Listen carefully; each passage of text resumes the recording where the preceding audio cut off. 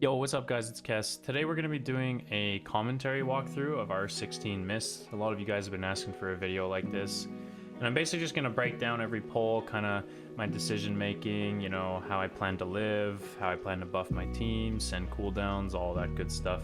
And then any sort of tech kind of things in between as well. I'll also go over first boss a lot because I know that's been a pain point for a lot of you guys. So yeah, let's jump right into it.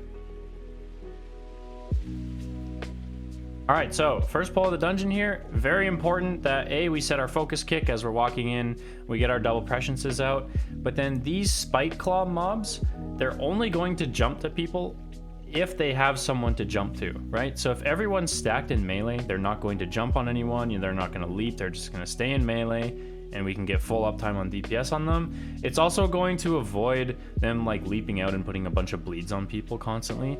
It does happen sometimes, you know, there's a little bit of movement, tanks adjusting, right? There's swirlies on the ground. So just make sure you're constantly like readjusting and being on top of them. If they do jump out and apply bleeds, we do have cauterize, so just make sure you're aware of that. But anyways, getting into the poll.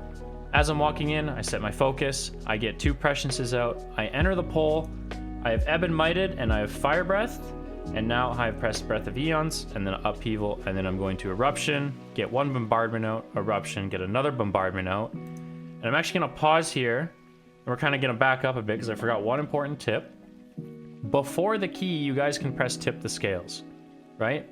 So before the key goes in the hole, just have Tip the Scales buff active, and then when you enter your first poll, you can use Tip the Scales twice, which is what I did here. So you'll have a pre-existing Tip the Scales, that goes into your Fire Breath, and then you Breath of Eons, and then you land, and you press Tip the Scales again, and you can use it on Upheaval. It just saves you a little bit of globals and cast time, right? But anyways, make sure you guys do that every key. Super useful for the first poll of every key. Then the rest of this poll, you know, you're just blasting eruptions. There's nothing really crazy to this poll. I do like to enter this poll pressing Obsidian Scales and Renewing Blaze because you could get jumped on early kind of as the pack's getting grouped, and that's just going to cover any damage you take. Yeah, this poll's pretty straightforward. You just do your rotation, you're just blasting away. If you do have a shaman in your group, they can take the Jetstream talent, like you see there. He drops a Windrush Totem, and it clears the like the suck this mob does that puts you into a seed. It immediately clears you out of that, which is super, super good. And then this poll here, absolutely make sure you guys take Sleepwalk in this key. There's 2 very important skips in this key that probably every pug is doing by now, just because the packs that you skip suck and no one wants to play them. So make sure you guys have Sleepwalk in here, very, very important. Another talent you want to take in here is Spatial Paradox, and we will get to that after the first boss. But here we just grab our mushrooms, nothing crazy. I always try to grab one of the further ones so my teammates, you know, they feel important and they can get the early ones and go do damage. But anyways, getting into this poll, set your focus kick, right? Very important you guys use one of those. If you don't, I would strongly recommend that you get one. And then from there, we're just into our rotation, right? We had 2 presences out, we pressed Ebb and Might, we max ranked our Fire Breath, and then we Eons into an Upheaval, and then we Eruption, tab target Eruption to get 2 bombardments out, and then from there we're just blasting. Now, this poll specifically, I mean, Evoker in general, your hover gameplay matters so much. Like so much, because we can cast and move on this class. You really, really, really want to minimize your downtime on casting, right? There's a puddle, you don't want to like cancel cast and then recast, right? You always want to know when movement is going to happen, and then you pre-hover the movement, right? And that's going to be very important in this key especially. So this poll, just really, really focus on hover uptime. If you don't have hovers available, and like we said, important to take spatial in this key, just slam a Spatial Paradox, right? Use that button for yourself here. Now, we push both mobs at the same time. In some cases, this is fine if your healer's prepared for it, but let's talk about like ourselves a bit here, right? If you push both at the same time, you're immediately going to slam Zephyr, Obsidian Scales, and Renewing Blaze, right? On top of that, I also had a hover active. As Scale Commander, when you press hover, you get Avoidance, right? And that's going to also give you DR in this situation here.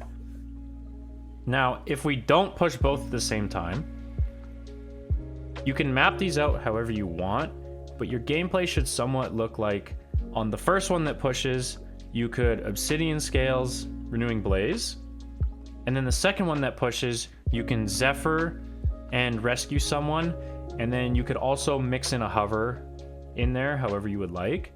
You can reverse that order, but like make sure you do something like that for each one. Super easy to live these as Evoker. You should never die to this bowl. Honestly, you can pretty much live these without a healer. Like, Evoker is extremely tanky here. Just press your buttons, right? And then the rest of this pull, again, just good hover usage. Nothing too crazy. I'm just gonna fast forward a bit here to the boss, is this is where I get asked the most questions. How we play this boss is going to be a little bit different than how your like average pug is probably gonna play the boss. We focus a lot on like maximizing our cooldown usage on the fight and getting more Ingra damage on pull. But anyways, this boss, Aug Evoker, absolutely slam bangs. Like, you will always be like, if you play this well, you're always going to be top damage. There are very few specs in the game that can beat you on this boss, and I'll pull up a log and show you what I mean. Like, absolutely destroy on this boss. How we play it is we're going to slam damage into Ingra on pull here until Ingra gets the pretty well immunity phase, right? So that's what we do. Sometimes we fast push Droman. It kind of depends on our cooldowns, but I don't want you guys to worry too much about that because that's not really the important part of the fight for Evoker. From the pull to the burn, basically just slam your rotation, right? Nothing crazy. You know, keep your ebb and might up, keep your presciences rolling, press your empowers, spread your bombardments. I don't think you need to spread bombardments once Ingra reaches the immunity phase, the Embrace Darkness. So I just slam like both bombardment usages on Droman at this point. Especially because I already have my Breath of Eons farmed back, so, you know, I'm not really gaining any damage by putting 2 out. Where this fight becomes very important for you to start planning is around this 30% mark. So when the tree is around like 30%, again, this is going to be key level dependent because the boss could push faster, right? But this is where I'm starting to think in my head about prepping for the burn, right? Now, in the burn, you want to have a fresh Ebb and Might, you want to have both Presciences out, you want both your empowered spells, and you want Breath of Eons. If you're playing Spy Masters, I also just always send my Spy Masters in the first burn, regardless of how many stacks I have.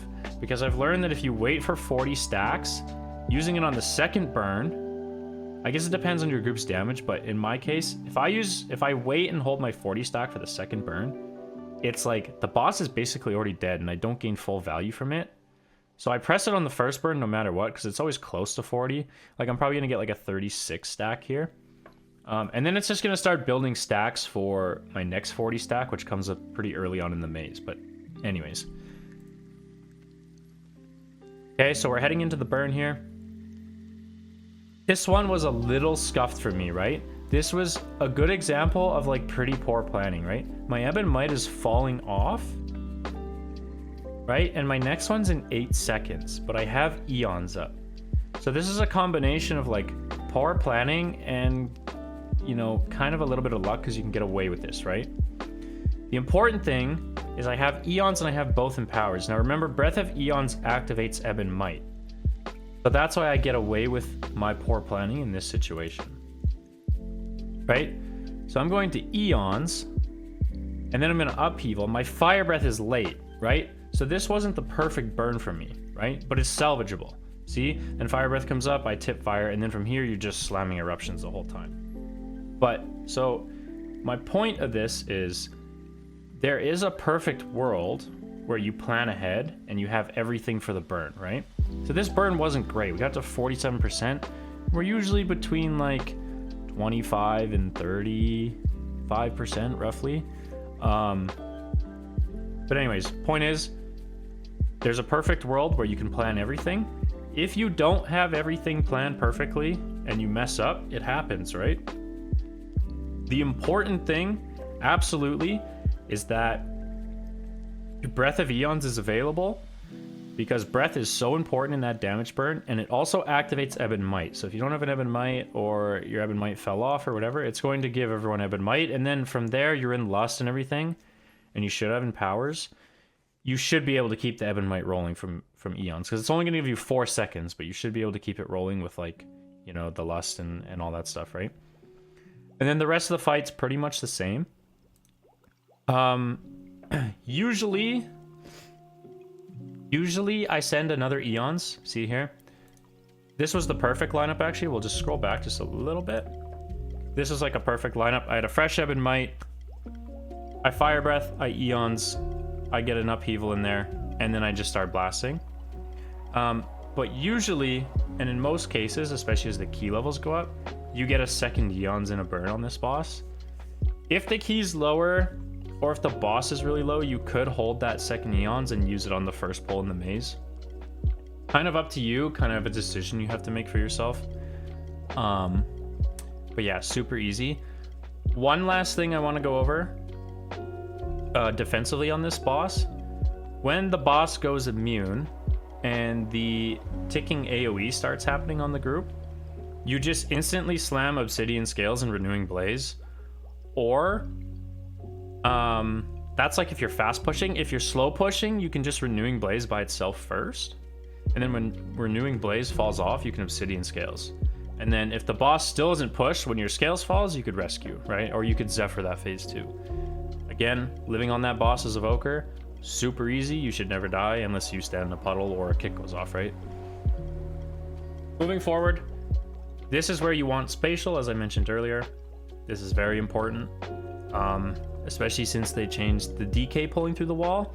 So now the first pull of the maze, obviously tell your group you're doing this before you do it, but we can pull over the wall as Evoker.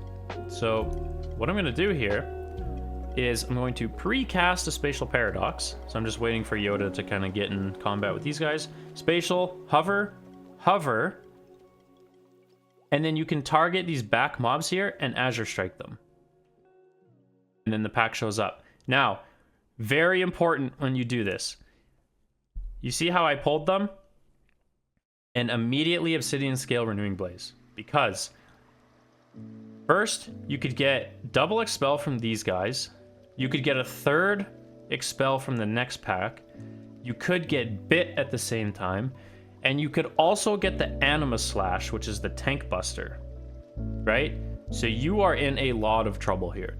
And I highly recommend getting the targeted Spells Week Aura, not only for this pull, but for all of Mythic Plus in general.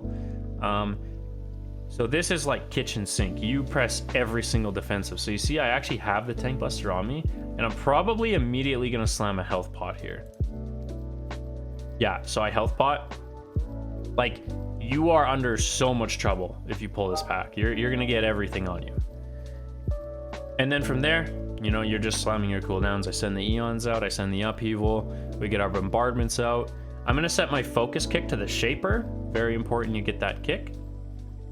And then there's one thing I'm going to constantly bring up in the maze that is very, very, very important. Again, this comes back to the targeted Spells Week Aura, which I'll put in the description below. You guys can just pick it up. So you see these like exclamation marks around the frame.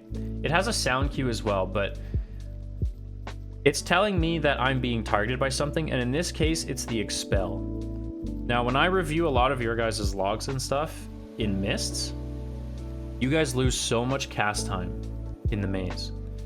So we grab this Weak Aura, and we know when Expel is targeting us. As soon as you see Expel target you, all you want to do is stop what you're doing, pre-cast a Hover, and then keep casting, right? Because the mob's going to knock you back, but because you're hovered, you're going to keep casting, right? You're not going to lose that uptime on your casts. You're not going to lose globals. Also important, you could defensive it, pre-Renewing Blaze, pre-Obsidian Scales, whatever you do. Here in this case, I don't have a hover because I just pulled over the wall and that uses all your charges. But I have Obsidian Scales here, just to prevent some of the damage. Again, I get expelled again. It kind of sucks because I'm out of hovers, but now I have one back, so if they pick me again, we're fine. Right? Super, super easy. just kind of something you got to be aware of and something you need to like train your brain to be aware of, right? But the weak aura makes it so easy. Like you could just tell your brain like, okay, weak aura sound, that means I hover, right? Super easy. Well, hover and defensive, honestly. It's like a 2-for-1. My healer didn't figure out the maze here. Super unfortunate. Healers, man. I don't know what to tell them. Anyways, moving forward. This pole, very scary, okay? So this pole has 2 stalkers. They're going to chomp you. And then 2 defenders, they're going to charge you, okay? So again, weak aura very important here. And pre-hovering any existing damage. But also paying attention to the cooldown timings on the abilities, right? So the first set of bites always can kind of line up with an expel, and you're like quite scared if you get both of those. But so you want to make sure on this pole, it's like I pre-rescue there, and I get expel. I didn't get the bite, but I get another expel. Okay, super easy. Super, super easy to live. You just kind of like map your defensives out, right? I'm gonna kind of pre-scale this bite. I'm gonna pre-rescue this bite, right? Because these bites, once you get into high keys, they will just one-shot you. You will go poof. Very important that you pay attention to your cauterize in these pulls as well. You can clear the bleed from the stalkers. And it's not a bleed that you can like kind of hold a couple globals for and then clear it. You want to clear that immediately, right? It's on myself here. I didn't have a defensive up. I didn't have a rescue up. I didn't have anything. I was quite dry. So I cheated immediately, right? That's not ideal. Not ideal. But that might happen to you, okay? If you're pulling stuff over the wall, because you have the defense of that, by the end of this pull here, if you get this maze route, you might be dry on defensives, right? It just might happen, right? Because you're using a lot to live that previous pull. But anyways, moving forward here, again in the maze, if there's a kick, make sure you set your focus kick to one of the mobs, and you're paying attention to that. We get our Ebb and Might out, we get our Presciences out, and we're kind of just blasting our rotation. The maze is pretty straightforward, honestly. Like, you're just doing your rotation the whole time. There's like a few defensive checks. You know, every once in a while you have to cauterize. Pretty simple though. And then yeah, we're just blasting away. Nothing too crazy.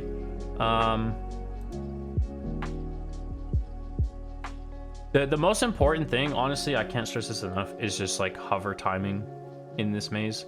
If you're really good about your hovers in here, like your uptime on Ebb and Might and your damage in general and your group's damage is just gonna go up so much.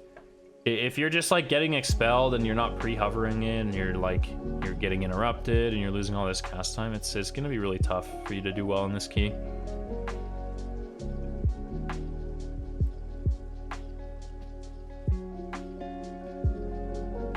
All right, the Matriarch. The Matriarch, I've seen a lot of evokers do this in their logs, is they hold cooldowns on this guy because they're like, oh, it's just one mob. Fighting one mob is boring.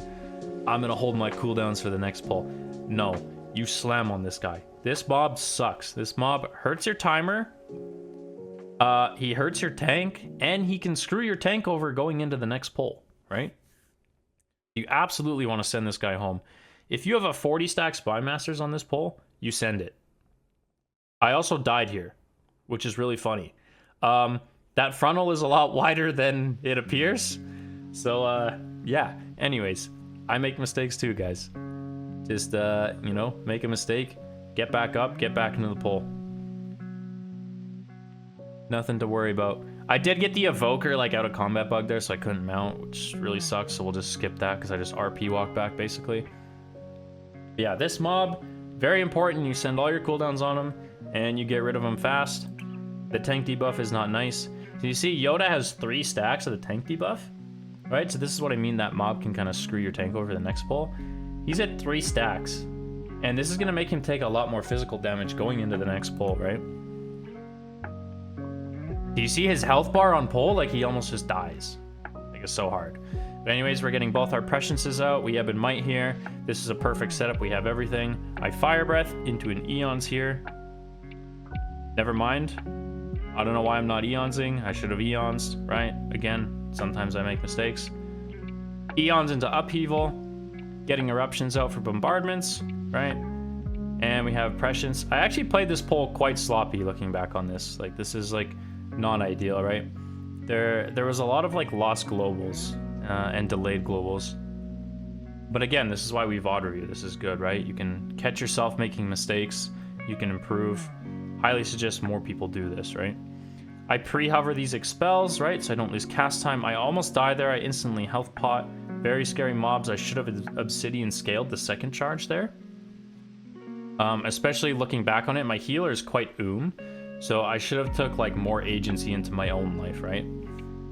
Usually if I get 2 back-to-back expels, Greg will top me in between them, but I wasn't aware of his mana situation here. And he's also trying to figure out the maze. So I should have been a little bit more like self-reliant, right? So again, that's where the weak aura comes into play. You see yourself kind of getting bullied by the expels. It's like, oh my god, I'm getting every single one, right? You hover it, you could spatial it to keep casting, but make sure you're also defensiving them as well because they do hurt. Here's a perfect setup on boss, right? We had both our presciences out, we have mighted, we fire breathed, we eonsed, and then we upheavaled, and we're lusted, right? So we're just absolutely blasting here. This boss is pretty straightforward, honestly. It's kind of boring. A few things though. The fox. You can try and CC it. You know, how I usually approach it in pugs is I'll like sleepwalk the fox. I'll landslide the fox right away. And then from there, I'll be like, okay, is my team breaking my CC? If yes, I'm just gonna stop caring about it because they're just gonna break it every time. Some people like to dot it for funnel, some people like to pad, right? So at that point, is it worth your global? Probably not, but you can try and sleepwalk, see how your team responds to it, and then decide what you do next. Intermission phase, try and bait the dodgeball lines onto the correct image because it does damage to it. Defensively, you're immediately gonna Obsidian Scales and Renewing Blaze. Super easy to live that. You should never die here. You can also Zephyr for your team. Rescue on this boss, obviously good to use, but I'm gonna caution you with it. Just make sure you're aware of like what's happening around you. Is there dodgeballs coming out? Is there a fox nearby? Right? There's a lot of things that could go wrong with rescue on this boss, especially if you're moving their character. If you're just like putting their character in the spot, you know, it's probably fine, but yeah, just make sure you're aware. So I sleepwalk the fox here. It also gets cap stunned. One quick note on the sleepwalk, actually. You see how the fox starts running towards the melee after the sleepwalk? If you sleepwalk it, I think it then operates off threat, because it always just runs to like Yoda the tank after I sleepwalk. So just be aware of that as well. You know, it might make pugs' brains go crazy because they're like, whoa, what the heck is happening? You know? But again, super, super easy boss. There's nothing really crazy here. So we're gonna skip through. I want to jump straight into the next pull here. And this is where, again, Sleepwalk is so important in this key. I have a ton of builds available for you guys, and I think every single one of my builds has Sleepwalk in it. So just make sure you have it in this key. You're going to Sleepwalk this left Spine Maw Acid Gullet. And remember, Sleepwalk is like a sap, right? So you could walk all over that mob, you could give it a hug, you could give it a kiss. You're not going to get in combat with it. So you Sleepwalk skip here. Now this area, again, in a lot of my review sessions with you guys, this is where a lot of you kind of fall over and die. So these staghorns, they're going to do a thing called Acid Nova. And what I always do is I Zephyr the first one immediately. Just get Zephyr on cooldown. It's going to be enough for everyone to live, right? So just slam Zephyr on the first one.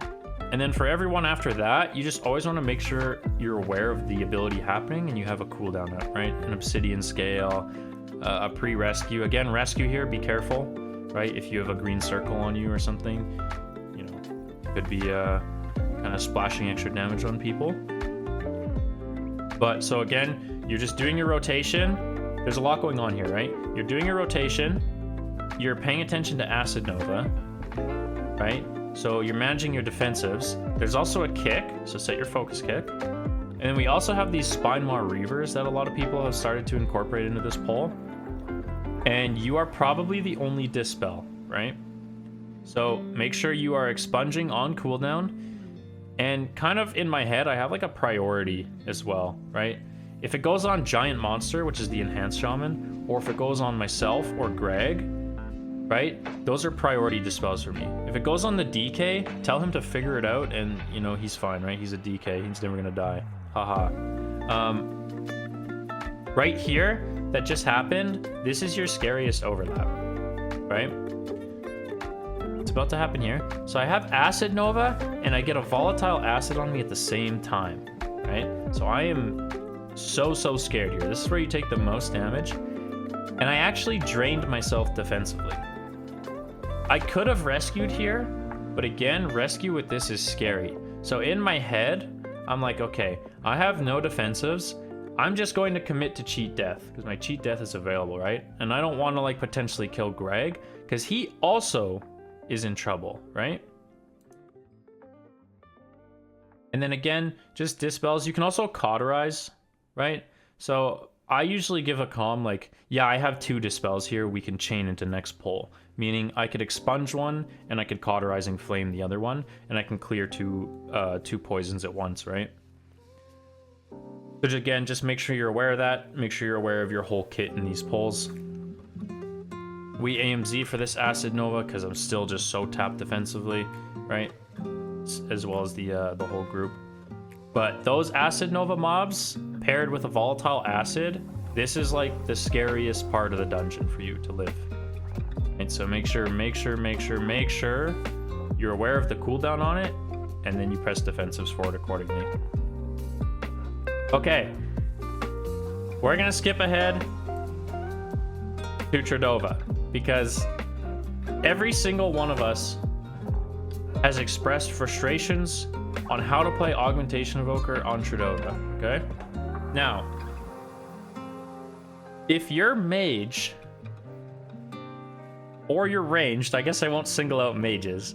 If your ranged players decide to go heck off and like, I don't even go cry in the corner or whatever, like they're 40 yards away from you, do not chase them. Do not chase them on this boss.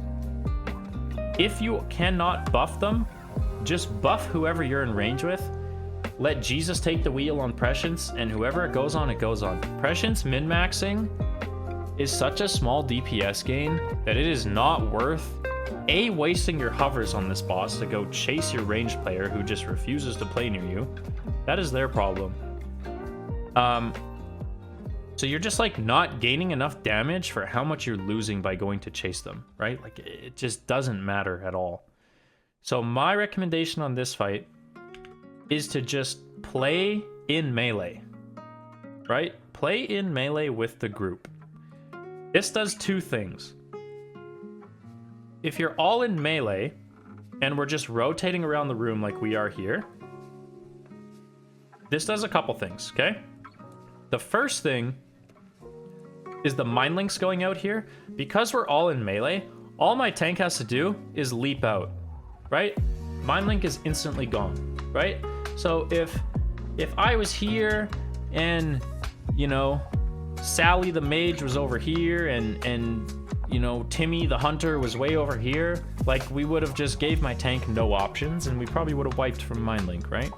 So if we're all moving together, Mind Link's super easy for the tank. Second thing, which is about to come up here, is the puddles, okay?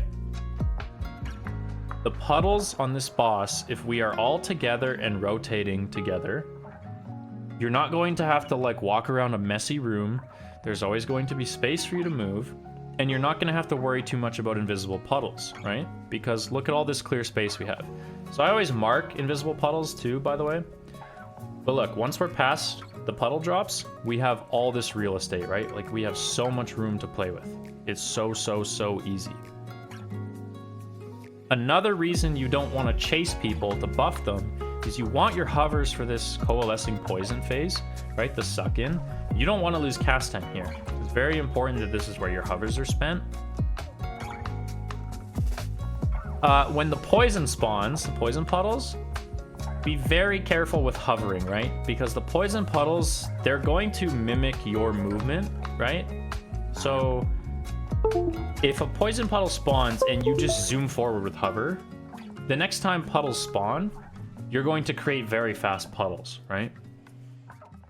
So just be very careful with that. You can kind of just glide over them anyways in that phase. Like, you should never need crazy movement to avoid the puddles, especially if your group is moving like this. Now, again, pugs might not do this, but I highly suggest before the key, you guys recommend this. Hey, can we all play in melee on Trdova and like rotate clockwise?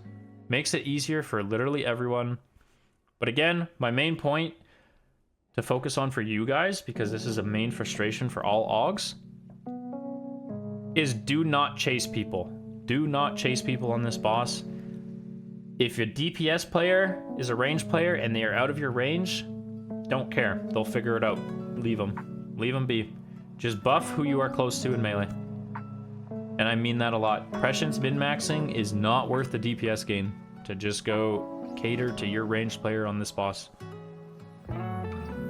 Super easy. Like, just eliminate that thought from your head and like half the stress of this boss just goes away. Anyways, moving forward, the second consumption, I always Zephyr. The first consumption, everyone should have defensives up, right? So it's super easy. The second one, people might not have defensives up, depending on how fast you push between phase or intermission 1 and 2. So yeah, I always Zephyr the second one. And, you know, kind of give everyone that comfort. Again, you're very tanky on this boss in the intermissions, right? You can scale renew, and then you could like scale renew Zephyr, like you're so strong. Plus you have hovers, and again, we have spatial in this key. You should spatial your healer on one of the intermission phases so that they can, you know, heal and move. Because there is a lot of damage going out in that phase. But yeah, super, super easy. Living this boss, if you play as a group, is there should be no problems. Again, if you're in a pug and they're kind of just all over the place, I strongly still suggest that just you be like the change you want to see and you stand in melee with your tank, right? Most comps nowadays are always going to have like a melee player as well, so at least still be you, the melee, and the tank in there, and then maybe, you know, maybe your healer in your range will be like, oh, I should go join them, right? But make your life easier and just be a melee. And then again, moving into the last pulls of the dungeon here, set your focus kick on a staghorn, and we're just paying attention to his acid nova cooldown, right? So Obsidian scale, renewing blaze, super easy. Super, super easy. And rotationally, like this key isn't too challenging as long as you play your hovers correctly, right? Almost every single pull in the maze, if you're playing well, you'll get a Breath of Eons off, right? And in that case, you know, we're just double presciencing, we're ebb and mighting, we're max ring fire breathing, especially in AoE, and then we're eonsing into an upheaval into spreading our bombardments, right? And the easiest thing with spreading bombardments is just in your head, just think, okay, 1 empowered spell equals 1 mass eruption, and 1 mass eruption applies 1 bombardment, right? So if I cast 2 empowered spells, I have 2 of those, right? So then it's just eruption 1 mob, eruption another mob, I have 2 bombardments out. Now I just spend as much essence as I can to keep those going via extended battle, right? And that's kind of how you get a Breath of Eons every pull too. Just really min-maxing your bombardments. Good bombardment uptime and a bunch of essence to spend into them to keep them rolling is going to go a long, long way in your keys and in your ebb and might uptime, right? And yeah, that's pretty much it, guys. Pretty easy key. Defensively, really focus on that. Hovers, really focus on that. First boss, make sure you try and line up all of your buttons for the burn. Group utility, there's a lot you can do in here, right? With Expunge, Cauterize, Zephyr. Good opportune times for rescue as well. A lot of Spatial Paradox usage in this key, mostly for yourself, especially in the maze. And then again on last boss, just take all of that extra stress of, oh my god, I'm chasing DPS to buff them. Take that, eliminate it from the fight, stand in melee. If people are in your range because you are in melee, perfect, buff them. You know, keep the schedule as normal there, but do not chase people on that boss. Do not do it. But anyways, this is my first time ever doing this video, guys. I kind of just freestyled it one try. I really hope you guys enjoy it. Any sort of feedback or tips or stuff you want to see in future videos, just let me know in the comments. And hopefully I'll try and get to all of them. I really do want to do an Aug Evoker guide. I've been kind of working on it a bit, but we'll see what happens. But yeah, anyways, thanks so much for watching, guys. Make sure you like the video, subscribe to the channel if you enjoy the content. I'll see you guys in the next one. Peace.